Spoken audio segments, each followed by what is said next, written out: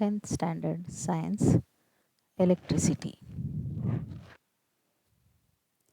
Main points of the lesson electricity. Factors on which resistance of a conductor depends. The resistance of a conductor depends on its length. This is a conductor. L is the length. Resistance depends on the length of the conductor. Second point, it also depends on the area of the cross section of the conductor. Here in the figure it shows the area of the cross section, that is circle in shape. And also it depends on the nature of its material.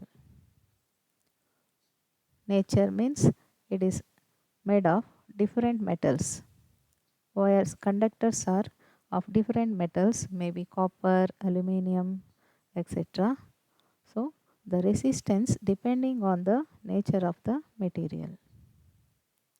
So 3 points. The resistance of a conductor depends on its length, area of its cross section, and on the nature of its material. Resistivity. It is the characteristic property of the material and is denoted by the symbol ρ. We know resistivity of an alloy is generally higher than that of its constituent metals. Alloy means it is made of different metals. Its resistivity is more than its constituent metals. SI unit of resistivity is ohm meter. This is the symbol. Next, resistors in a series. Here R1, R2, R3 are the three resistors. They are connected in a series. This is the voltmeter that is connected parallel to these resistors.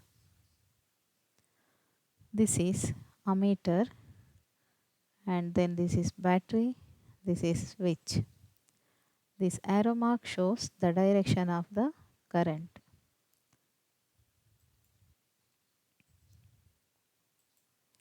The total potential difference across a combination of resistors in series is equal to the sum of the potential difference across the individual resistors. Means by applying Ohm's law, V is equal to I into Rs, that we have studied in the previous video. V is equal to I into Rs. Rs means it is the equivalent resistance when they are connected in a series. The total potential difference across a combination of resistors is in series is equal to the sum of the potential difference across the individual resistors. That means V is equal to V1 plus V2 plus V3. V is replaced by I into Rs. Then V1 is equal to I into R1. V2 is I into R2. V3 is I into R3. In series connection, the current remains same throughout the circuit. So here I is the common factor that you can cancel here. Then Rs is equal to R1 plus R2 plus R3. This is the final equation of the equivalent resistance of the resistors when they are connected in a series. Next is resistors in a parallel. This is the circuit diagram of the resistors in a parallel connection. Here R1, R2, R3 are the resistors. They are connected parallelly, and voltmeter is connected parallel to this. And so in the previous video, they are connected to the battery, switch and ammeter.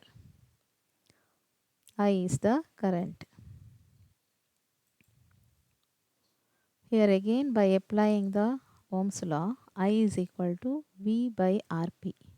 Rp means here the equivalent resistance when they are connected in a parallel. Here the potential difference remains same through all the resistors, that is V, and I is different through each resistors. So sum of the current is equal to I. I is equal to I1 plus I2 plus I3. So I is replaced by V by Rp and I1 by V by R1, I2 by V by R2, I3 by V by R3. Here V is the common factor, it gets cancelled. Then the final equation will be 1 by Rp is equal to 1 by R1 plus 1 by R2 plus 1 by R3. So now we have studied both the equations of series and parallel connections.